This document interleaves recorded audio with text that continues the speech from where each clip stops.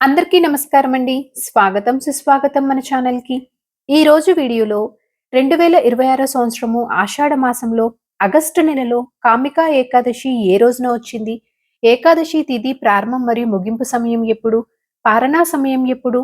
అసలు పూజా విధి విధానం అనేది ఏ విధంగా చేసుకోవాలి? కామికా ఏకాదశి యొక్క విశిష్టత ఏమిటి? ఏమి దానాలు చేయాలి? ఇలాంటి మరెన్నో వివరాల గురించి క్షుణ్ణంగా ఇప్పుడు ఈ వీడియో ద్వారా తెలుసుకుందామండి. వీడియోని స్కిప్ చేయకుండా చూడడానికి ప్రయత్నం చేయండి. తెలుగు పంచాంగం ప్రకారము ఏకాదశి తిథికి ఎంతో ప్రాముఖ్యత ఉంది. ప్రతి నెలలో శుక్లపక్షంలో ఒక ఏకాదశి, కృష్ణపక్షంలో మరో ఏకాదశిని కలుపుకొని ప్రతి నెల 2 ఏకాదశి తిథులనేవి వస్తాయి. ఈ పర్వదినాన శ్రీహరికి ప్రత్యేక పూజలు నిర్వహించడం చేస్తారు.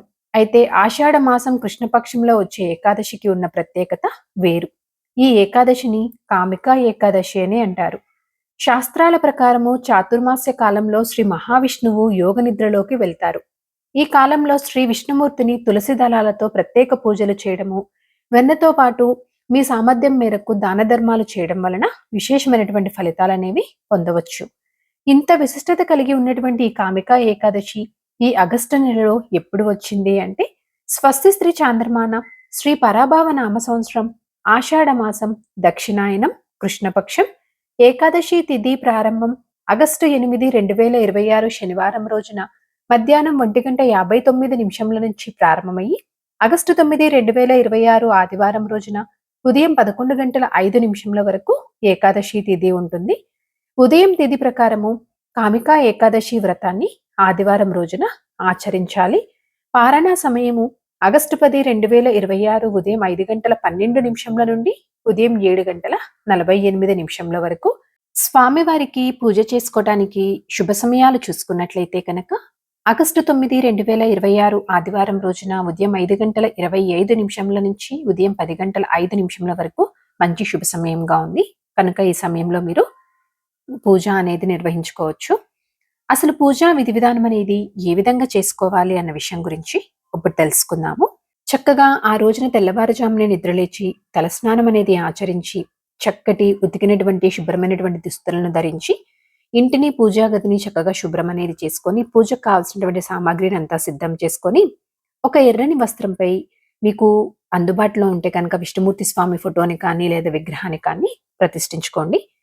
తదనంతరం ఆ శ్రీ మహావిష్ణువుకి చక్కగా పువ్వులతోటి పూలమాలలతోటి తులసి దళాలతోటి చక్కగా అలంకరణ అనేది చేసుకొని దీపారాధన కోసం సిద్ధం చేసుకొని ముందుగా దీపారాధన అనేది చేసి అనంతరం సంకల్పం అనేది చెప్పుకొని ఆ తర్వాత చక్కగా ఆ శ్రీ మహావిష్ణువుకి వీలైతే కనుక మీకు షోడశోపచార పూజ అనేది చేసుకోండి లేదా పంచోపచార పూజ అనేది నిర్వహించుకోండి.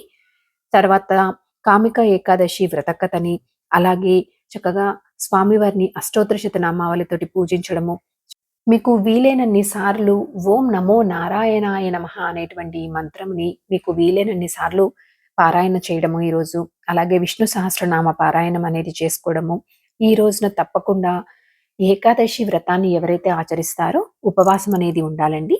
ఈ ఉపవాసం వచ్చేసి దశమి రోజు రాత్రి నుంచి మీరు ఉపవాసం అనేది ఉండాలి. అంటే దశమి రోజు రాత్రి నుంచి ఆహారం అనేది తీసుకోకుండా కేవలం అల్పాహారం అనేది మాత్రమే తీసుకోవాలి.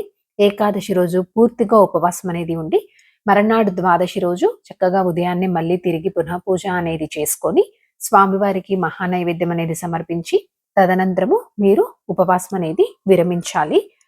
తర్వాత చక్కగా చివరిగా హారతి అనేది ఇచ్చి పూజను ముగించాలండి. ఇలా చేయటం వలన చక్కటి శుభ ఫలితాలు వస్తాయని ఆ శ్రీ మహావిష్ణు యొక్క కృపా కటాక్షం అనేది లభిస్తుందని శాస్త్రాలు పండితులు తెలియచేస్తున్నారు. అయితే ఈ కామికా ఏకాదశి వంటి పవిత్రమైనటువంటి రోజున ఎలాంటి వస్తువులను దానం చేయడం వలన ఏమి దానం చేయడం వలన శుభ ఫలితాలు పొందవచ్చు అన్న విషయం గురించి ఇప్పుడు తెలుసుకుందాము. కామికా ఏకాదశి వంటి పవిత్రమైనటువంటి రోజున మీకు వీలైతే పసుపు రంగు వస్తువులను దానం చేయడము శుభప్రదంగా పరిగణించబడుతుంది. అదేవిధంగా అరటి పండ్లు ఇతర పండ్లను కూడా దానం చేయవచ్చు. వీటికి ప్రత్యేక స్థానం అనేది ఉంది. ఈ పండ్లను దానం చేయడం వల్ల శుభ ఫలితాలు వస్తాయని పండితులు తెలియజేస్తున్నారు. దీంతో పాటు మీ శక్తి సామర్థ్యం మేరకు అన్నదానం కూడా చేయవచ్చు.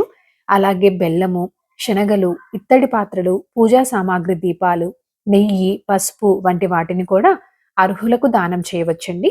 సో ఈ విధంగా చేయడం వల్ల మంచి ఫలితాలు అనేవి పొందవచ్చు. సో ఇదండి ఈరోజు వీడియో. ఈ వీడియో మీకు తప్పకుండా ఎంతో కొంత ఉపయోగపడిద్దని అనుకుంటున్నానండి. ఇంకొక యూస్‌ఫుల్ వీడియో తోటి మిమ్మల్ని మళ్ళీ కలుస్తాను. ధన్యవాదములు. సర్వే జన సుఖినో భవంతు. జై శ్రీమన్నారాయణ.